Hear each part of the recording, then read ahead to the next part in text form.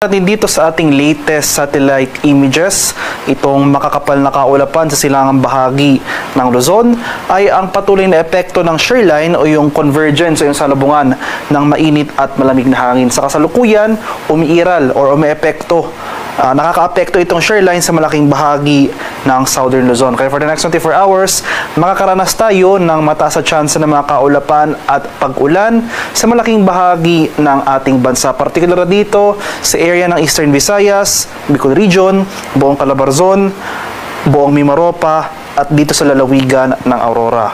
Sa nalalabing bahagi ng Central and Northern Luzon, including Metro Manila, makakaranas naman tayo ng mga kaulapan at pag-ambon na dala ng Northeast Monsoon o yung malamig na hanging amihan.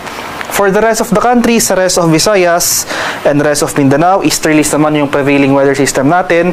Mataas na tsansa na mga kalat-kalat na pag-ulan, pakulog at pagkidlat ng ating mararanasan sa areas ng Caraga at Davao Region. Samantala, bahagyang maulap hanggang sa maulap na papawirin at may tsansa ng thunderstorms mararanasan sa nalalabing bahagi ng Visayas at sa nalalabing bahagi ng Mindanao.